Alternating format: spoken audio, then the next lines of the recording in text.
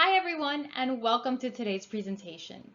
The United States is known for having a strong economy, but have you ever wondered, what is the government's role? How do they help promote such a strong economic growth? There are many ways, but today we will be going over some of the ways in which they help. A strong economic growth will create more profit for a business. This will cause stock prices to rise, giving companies more capital to invest and hire more employees, meaning more jobs and lower unemployment rates. Every country in the world wants a positive economic growth. The standard of living improves through higher incomes, giving us access to things like clean water, better health care, and better housing. The list goes on and on. Economists use many indicators when determining the strength of an economy. Some include percent change in real GDP, money supply, building permits, current employment statistics, consumer and producer price index, retail and food service sales, and housing starts. There are many more, but you can think about indicators like pieces of a puzzle. Alone, they will tell you something in specific, but together, they can create an accurate picture of reality. We talked about percent change in GDP being one of the indicators. GDP changes pretty much at the same time as the economy. This graph represents the United States' current percent change in GDP. As you can see, from 2016 up until 2019, the United States had a positive GDP growth rate.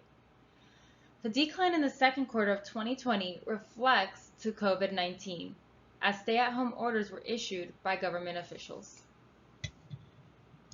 The U.S. government collects and compiles data through the Bureau of Labor Statistics.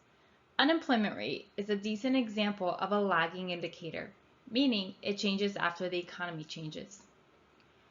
As you can see, according to this chart, the unemployment rate was at a 3.6% at the start of the year. Last month, it was at an 11.1%. But due to the pandemic situation, the government provided an extra $600 a week to the unemployed and allowed states to change benefit laws. A leading indicator tends to change before the economy changes. A good example would be a building permit. If you see that companies have less of an appetite for building, it's a warning sign that the economic activity is slowing down. Again, conclusions should only be drawn after identifying multiple indicators. Economic stability. One of the most important ways that the government contributes in promoting economic growth is by promoting stabilization. The government is responsible for steadying the pace of economic activity. Their goal is to maintain price stability, high levels of employment, and keep a steady growth of all economic activity.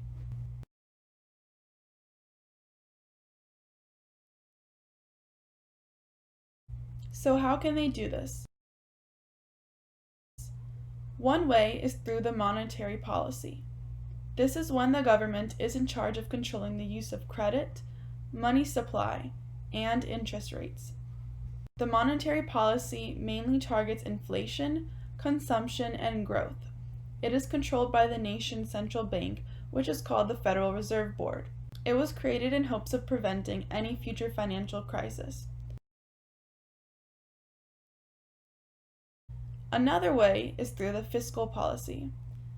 This is when the government is able to adjust tax rates and spending rates.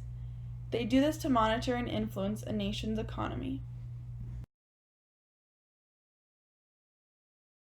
In the 1970s, there was a strong fear in inflation because there were major price increases, mainly for energy, occurring in the U.S.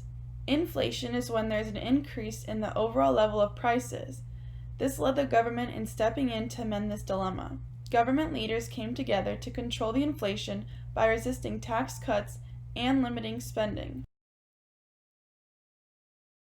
The projected global growth is expected to increase from 2.9% in 2019 to 3.3% in 2020 and 3.4% in 2021.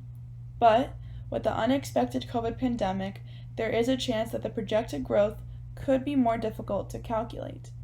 This graph was published in January 2020 before there was a global pandemic. Governments help economies grow by increasing productivity through three factors. These factors include physical capital, human capital, and technology. Let's jump into physical capital. Governments investing in infrastructure, like roads, bridges, and buildings, are significant components in economic growth. An economy would have room to excel when there are repairs to roads or additional highways built for better transportation. This, in turn, creates labor opportunities to the general population of any country. Out of an estimated $416 billion spent in 2014 by federal, state, and local governments, $165 billion of that went strictly to highways. Governments will also offer tax incentives to stimulate private investments to capital projects. Next, we'll talk about human capital. Human capital is described as the abilities, skills, and knowledge of an individual.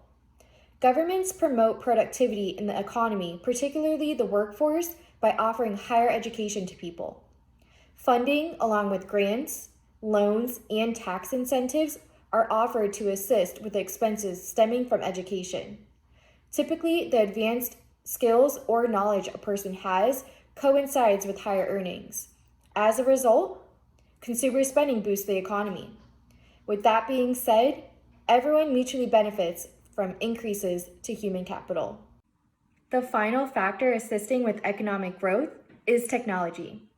Government funding for research and development centers like NASA encourage new innovation, education, and development. NASA's budget for this fiscal year is $22.6 billion.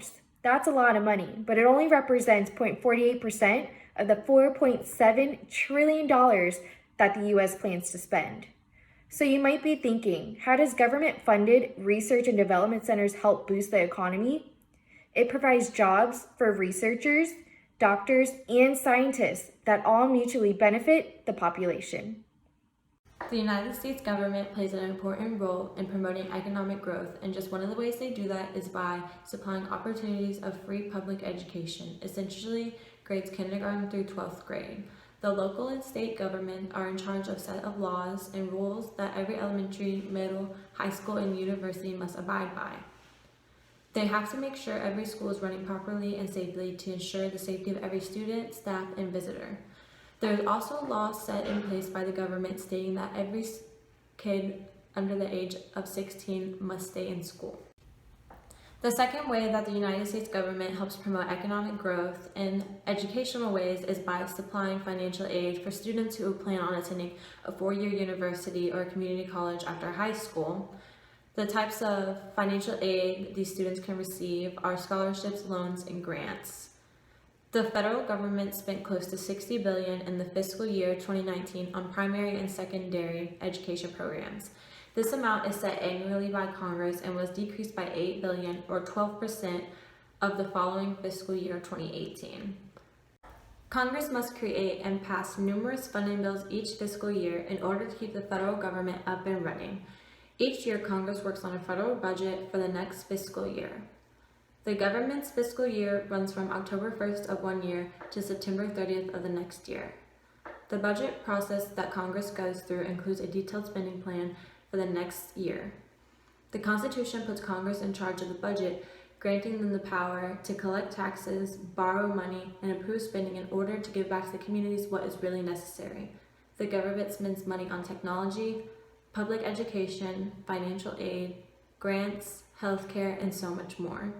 Without a budget, government spending and collections would stop so many government services, and Congress would have to find funds to run the government temporarily. What are other ways the government can promote economic growth? Limiting regulations. If a government has too many policies and enforced laws on businesses and trade, it tends to steer people away from that market. Loosening regulations through executive orders or democratic voting can expedite the process of building infrastructure, can create new opportunities for financial growth in places like trade companies, and release economic burden for everyday citizens. For example, China has been known for many years as a communist-run country. Although they technically still are today, they have transformed their entire economy to take a capitalist approach, which has bolstered their GDP growth to one of the best rates in the entire world. Additionally, the United States has taken steps by signing bills like reducing regulation and controlling regulatory costs in 2017, and addressing trade agreement violations and abuses bill also in 2017, which will prove to make trade and markets more efficient and successful. Trade. One of the biggest ways a government can spur economic growth within its country is by sparking international trade. Lowering trade barriers and maintaining great relations with other countries proves to be very helpful for economic growth. A country's exports provides funds or goods that can be spread to citizens, while imports provide a range of goods to select from, which supports consumer spending and ultimately increases the GDP. For example, the United States is one of the biggest trading nations in the entire world, and because of it, our economy has profited with our GDP increasing by over 2% every single year. Great relations with nations like China or Brazil have opened the borders to so many goods. On the other hand, North Korea, a country that is known for its unwillingness to trade with other countries, has been struggling in recent years, with evidence of their GDP staying still with little to no growth.